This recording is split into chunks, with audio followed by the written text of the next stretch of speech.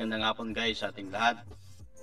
Ito na naman po ang 93 DBC para pag-usapan naman natin ang nalalapit na big event ng sports dito sa ating bansa. Nagaganapin sa Metro Manila ngayong darating na December 17 hanggang December 22 ngayong taong 2023. Ito ay ang Batang Pinoy at ang Philippine National Games. Maraming mga sports ang nakalaan dito.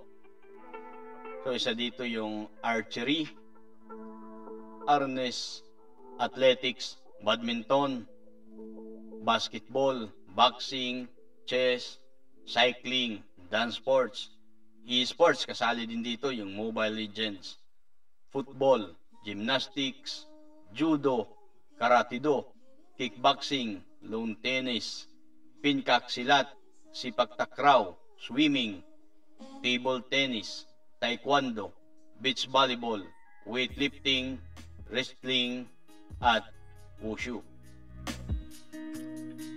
Ang ibang mga LGU ay nag-umpisa na ngayong mag-try out para sa papipili nilang mga atleta na sasabak dito sa event na ito, sa Batang Pinoy at saka sa Philippine National Games. May ibang mga LGU na nakapili na at yung iba meron ng schedule ng tryout, kagaya ng Cebu, meron silang naka-schedule na tryout ngayong September.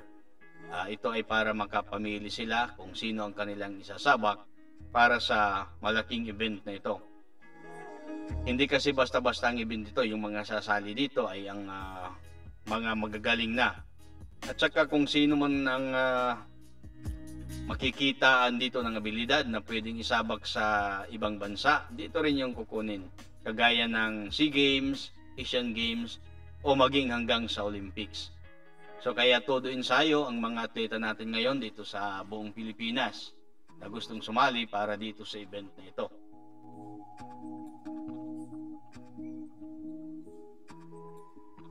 Ang tanong natin naman ngayon ay kung sasali ba dito ang Tacloban City.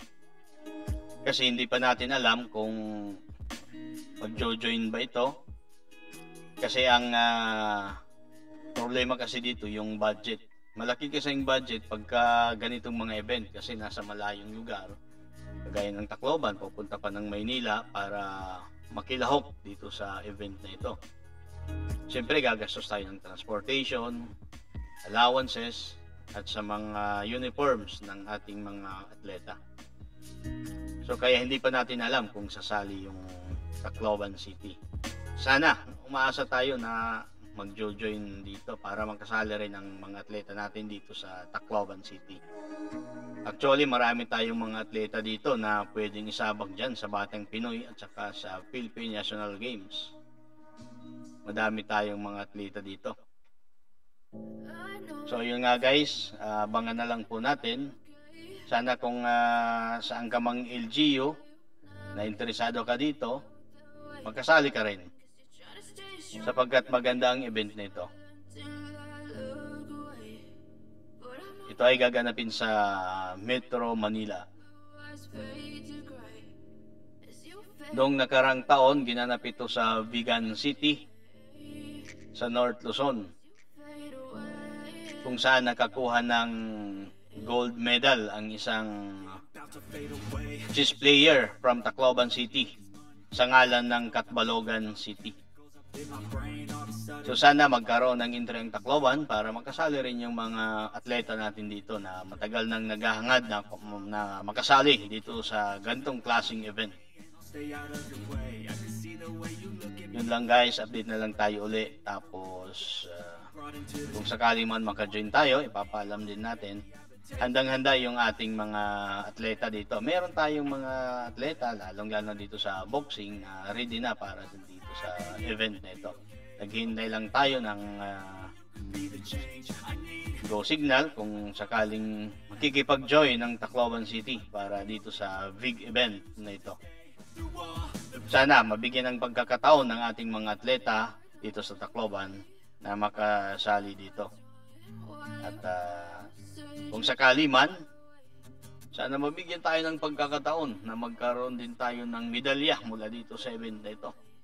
Kagaya ng nakaraang taon, meron tayong nakuhang gold medal sa Vigan City. Ito ay ang Rapid Cheese Tournament. Yun lang guys, muli maraming salamat. Ito po ang 93 TVC.